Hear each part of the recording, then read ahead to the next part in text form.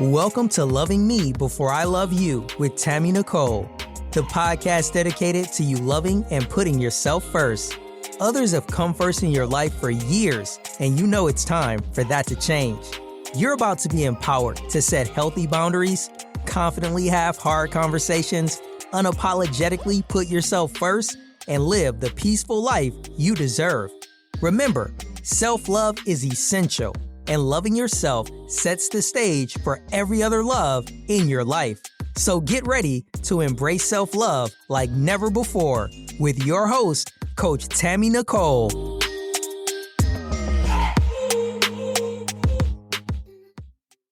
Welcome back to Loving Me Before I Love You. Here we are with another episode. It's still May, so we are still doing episodes on mothers. And today will be no different because today's episodes is all around mother-daughter relationships. We have a special guest with us today.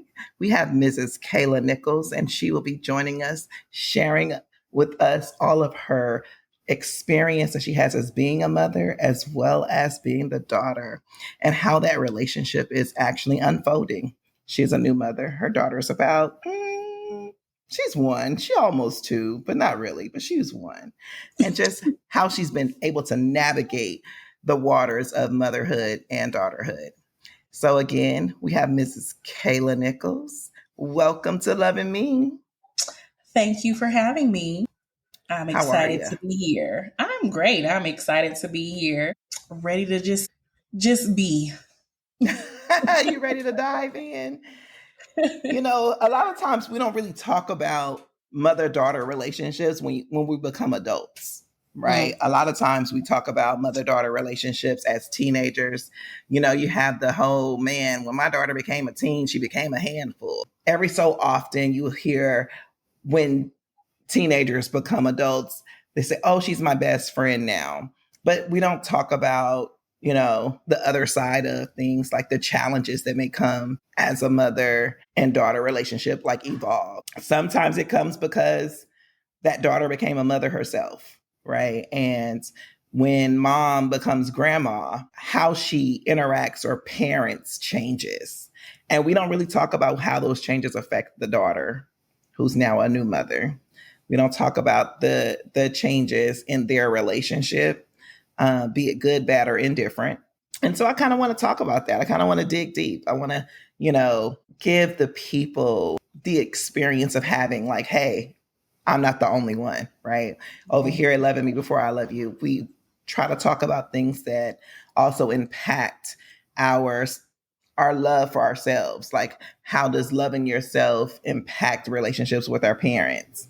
And so we're going to talk about how it impacts relationships with our mom. So Kayla, if you Yes, could ma'am. describe the relationship you have with your mother today as a mom versus the relationship you had with her previous, like pre-motherhood, what would that look like? Oh, if I would have to describe that, I would say the relationship I have with my mother growing up, we'll start there. So pre-motherhood. I mean, if I'm going to be honest, it was more of a surface relationship. So from the outside looking in, very prim, very proper, was in church every Sunday. We appeared to be the best of friends. How you mentioned, during the intro of how, at some point you become friends with your mother and they say like, she's my best friend now. That's what it appeared to be. What our relationship is now, as I am a mother, there is quite a bit of distance. And that is due to me now being a mother and recognizing and understanding what I lack and trying to ensure that those spaces are not left open between my daughter and I. And in trying to do that, I have, reached out and tried to heal what has been broken between my mother and I. Everybody's not ready to heal. We'll say that. And everybody's not ready to take ownership. And so now I'm navigating motherhood in a sense as a motherless child, if we can say that. And then also that I'm recognizing that now I'm grieving the loss of a mother that's still alive, but also having to figure out how to allow my daughter to also grieve the loss of a grandparent. That's interesting that you say that. So when you're talking about being a mother, but you feel like a motherless child, where do you go for advice? I think about, I lost my mom when I was 21, so I didn't have kids at the time that she passed.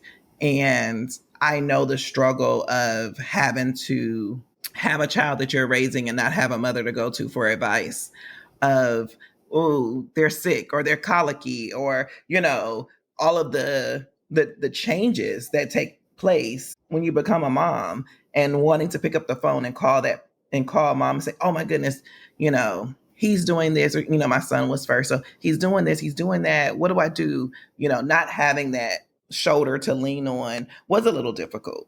It was very difficult to navigate the waters basically alone, right? Like, I had friends to call that had kids before me, but it's something different about being able to call mom, and not having that. I can agree, it was just like, always wishing, always wanting, always yearning.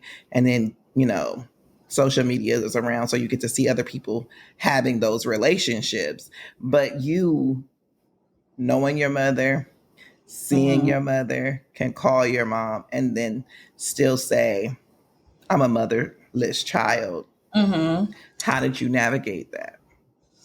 Well, I'm still learning to navigate it. I do definitely reach out to friends who, like you said, have had children before you to seek advice from them and all those. I have an aunt, one of my dad's sisters, who I talk to regularly. But I'll be honest, I have to be careful, and I'm learning that also because the longing of a mother had at one point resulted in me putting someone in that place, me confiding in that person and all those things. And that relationship is not where I would have hoped it would be today. I hope to reconcile that relationship, but I realize what I'm trying to say is what I realize is this older woman was providing me with the things that I needed and wanted. And I put her in a position of being, I guess, my mom. Without asking for permission? Without asking for permission, yes. And so when situations arose, I immediately went back into shutdown mode.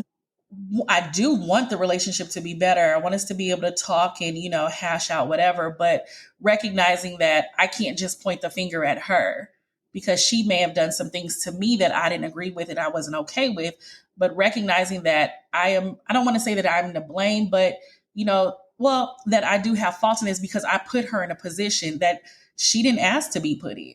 So yeah, so definitely reaching out to friends, my aunt, a cousin, those are the people that I lean on. And I'm grateful because I have people in my life, those people that I'm mentioning, that they don't sugarcoat anything either.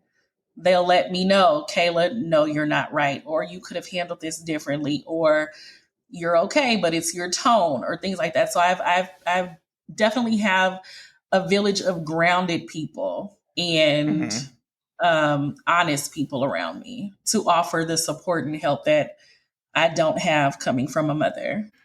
Do you feel like you have a stamp in your mind that said this was the turning point, that you felt your relationship with your mother was just non-existent? The birth of my daughter. You always want the best out of people, but we want us out of people. They show you who they are. We have to believe them. So she has shown me who she is at the time of the birth of my daughter for 39 years. I was but wanting her to be more or better. And, to give birth and not be told or to not hear, congratulations, welcome to motherhood, or I'm so proud of you. And again, these are things that I've never heard my whole life, but hoping in this moment, something would come over her and it would change. And, miraculously, we'd be the best of friends and she'd give me all the advice and support. And even though, and this is also knowing that she did not, she was not, quote unquote, the most motherly to me, but it also is not absent let me say, she's also not incapable of being that, because all my life I've witnessed her be what I wanted to other people. So in the moment of the birth of my daughter, I'm in my head, I'm finally going to get what she can easily give everybody else and what I need. But instead it was narcissism, disrespect, it was about her.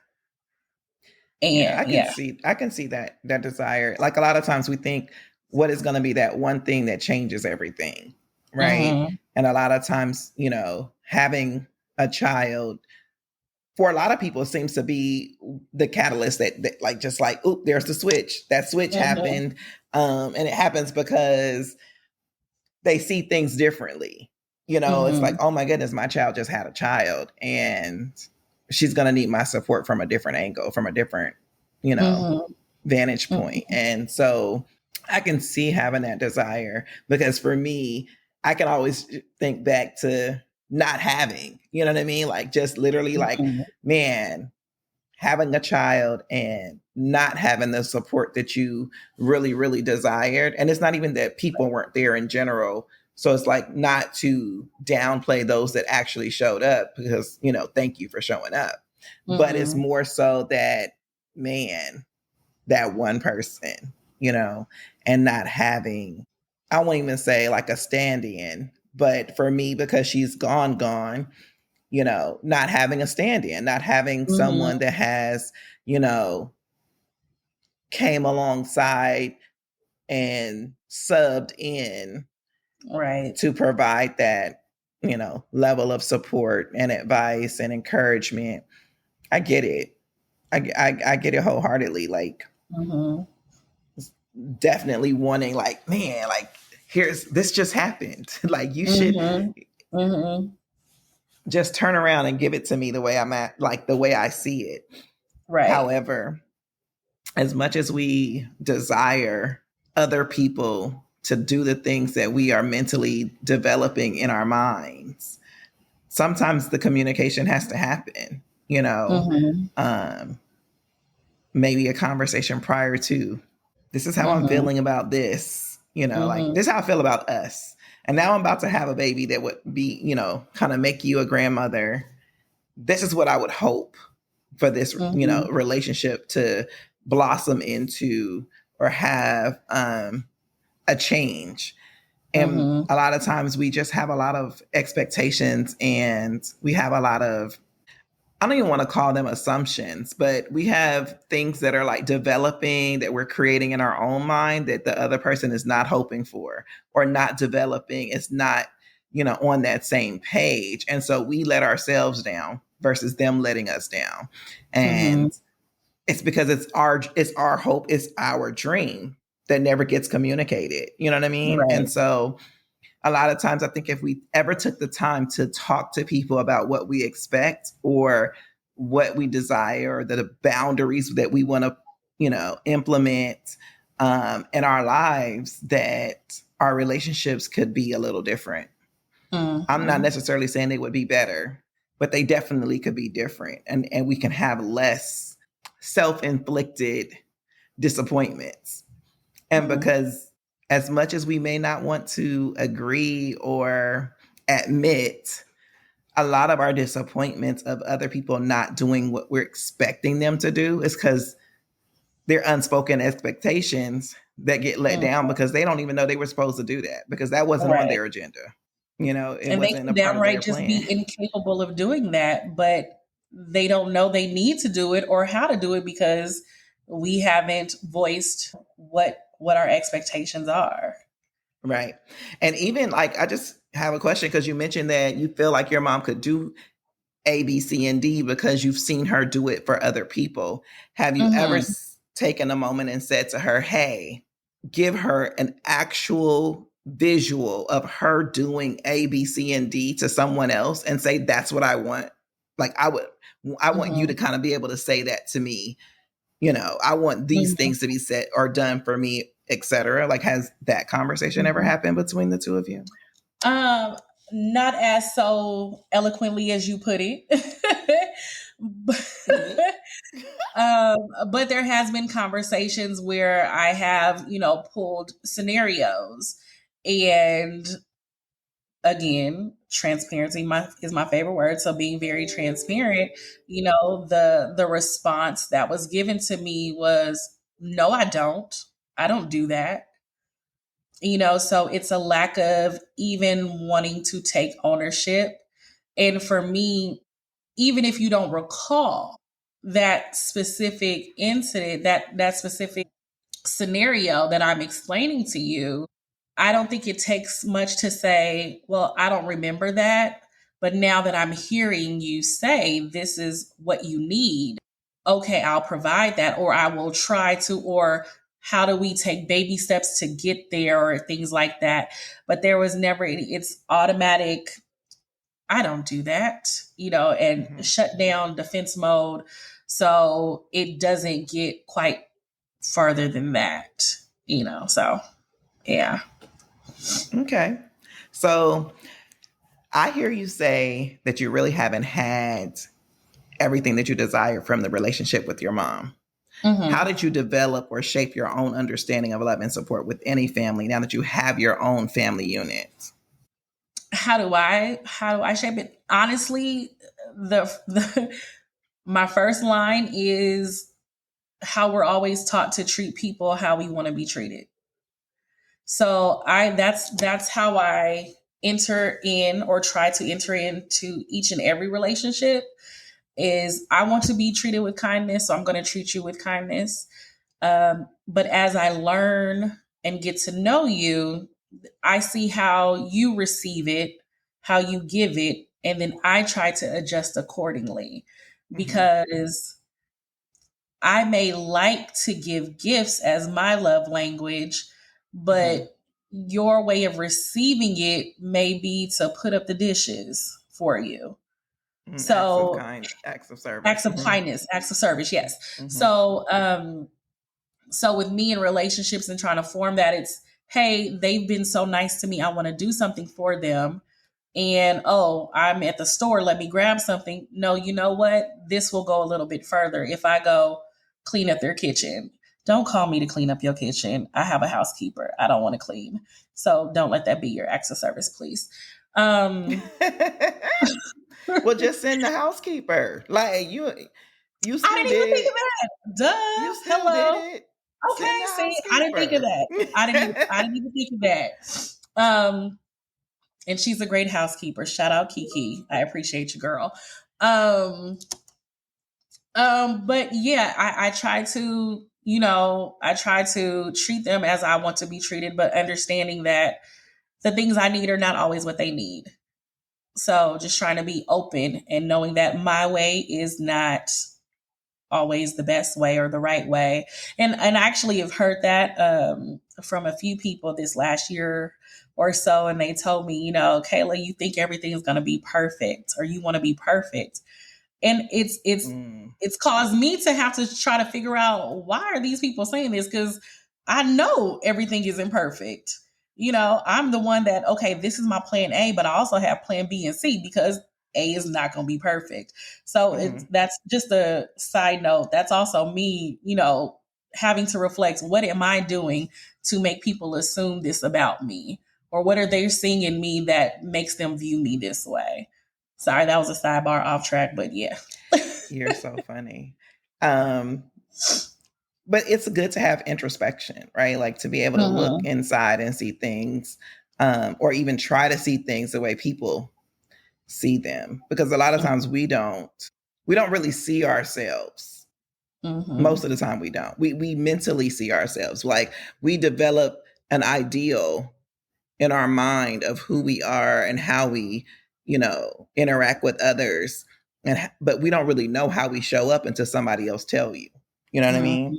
And Mm-hmm. so if you do have a different goal towards anything, it's like if someone says you showed up with an attitude and you're like, well, I really didn't have an attitude, like mentally telling yourself, like, I wasn't even trying to have an attitude. I didn't. Mm-hmm. Mm-hmm. But if you can like really go, okay, well, what behaviors or what things did I actually do that would tell somebody she had an attitude? It's better Mm-hmm. than just saying, I don't know what you're talking about. But Right.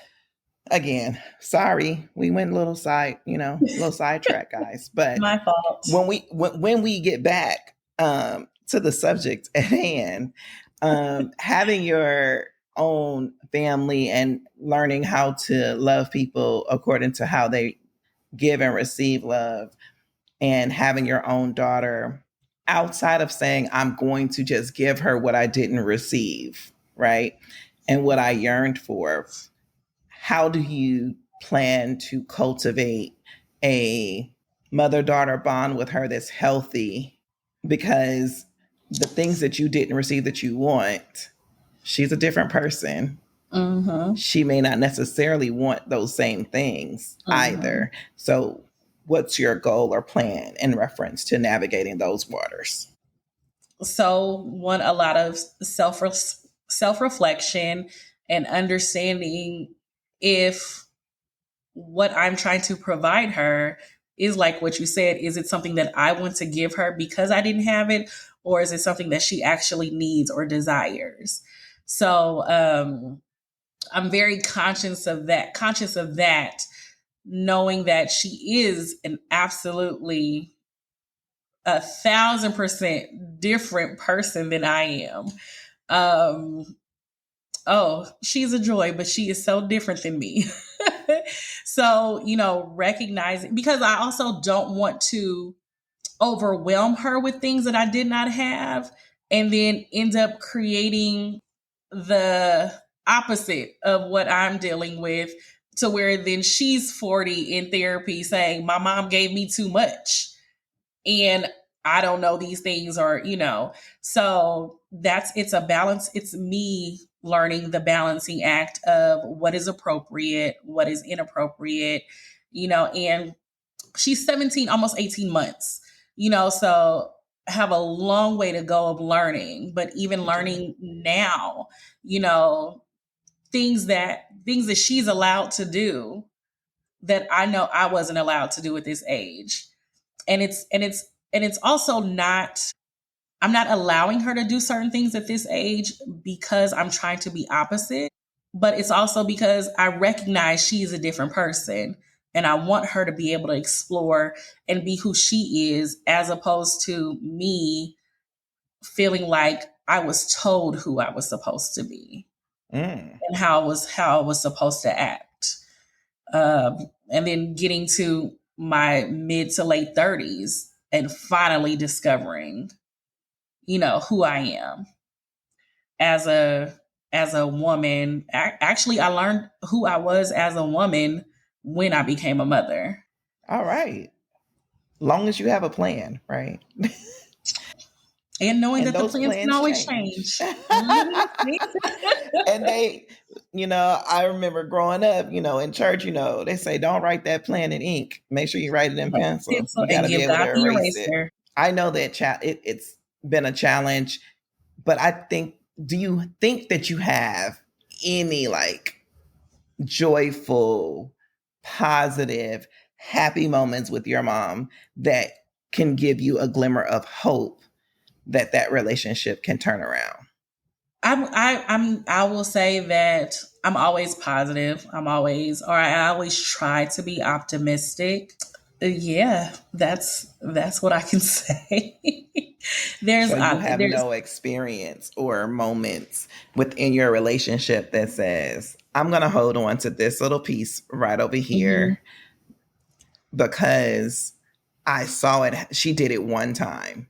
Or, that says, I know she can. mhm. I'm hoping she will. Nothing where I feel that, and I'm being honest, where I feel that it was genuine or what, because in my mind, what I'm looking for, that glimmer of hope, would be something intimate just between the both of us, where I can say, oh, let me hold on to that because that can happen again.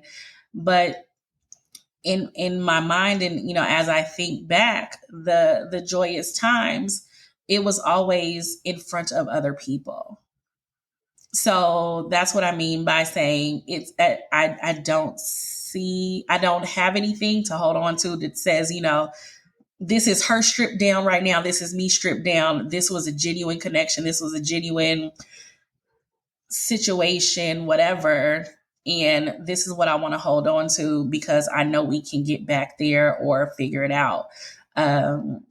We unfortunately don't have any of those moments that I can recollect right now. Being in the position that you're in currently and speaking to the thousands of women who are listening to this episode, what piece of encouragement or advice could you give someone who is feeling like they are a motherless daughter? I would say definitely seek therapy or coaching somewhere where you can express your feelings without judgment. Create your own village of women who will support you and understand that your thoughts and your feelings are real. That will also not judge you, and to figure out who you are. Self-esteem, the key word is self. Self-care, the key word is self. Everything ties back into you. So stripping yourself down, no matter how ugly that may look, to see who you are at the core, to figure out how you proceed, whether you reconcile or whether you don't, or if you have an amazing relationship with your mother and you want to make sure that it continues. We have to know who we are first, and pray that your mother, the person you are, that you hold in that position, knows who they are. All right. I agree. Because, we are the self-love podcast over here. Loving yourself is super, super important. And so I 100% agree with that. You should definitely get to know who you are and live life according to your own rules, right? Being able to be confident in your decision making, being able to set boundaries, healthy boundaries, and being able to simply be free, right? Like a lot of times when we have these relationships to who we feel, should be there no matter what, when they are broken and fragile, it affects us in a way that it's more like, hey, I can't move forward without this being fixed, or you feel stagnant and you don't know why. But again, I agree. Get to know who you are, dig deep, do some self-awareness, some self-forgiveness, find the part that you play. If you can reconcile with your mom, reconcile with her. Remember, she needs the same grace that you require for yourself. And you have to sometimes meet them where they are. They know what they know. And even though you may feel like they should know more because they're exposed to the world that have, shown them different things, they may not. They may not understand what they see. And some people simply say what other people do, that's just other people. It doesn't mean I got to do it. And so they don't see the need to even try. So sometimes you just have to provide grace and accept people for where they are and deal with them at the level that they are, and not necessarily try to change them, but just pray that at some point that they have an epiphany to change and reconcile what you desire. Mm-hmm. Again, I would love to thank you for joining us on this episode. I know it may not have been an easy topic to discuss. However, you have done it with grace and class, and we just say thank you. Thank you for having me. I definitely appreciate it. Awesome. And so, as we say over here all the time, love yourself so much that the love from others is a bonus. Thanks for joining. Come back for next week, Transformation Tuesday. That's a wrap on another episode of Loving Me Before I Love You. If you enjoyed today's episode, please take a second to show your support by subscribing and leaving a positive rating and review on Apple Podcast, Google Podcast, iHeartRadio, and Spotify. Stay connected with Tammy. Make sure you're following her on Instagram and TikTok at Coach Tammy Nicole. If you like to work with Tammy or have any questions you'd like her to answer, please head over to www.IamTammyNicole.com. Until next time, always remember to love yourself so much that the love from others is a bonus.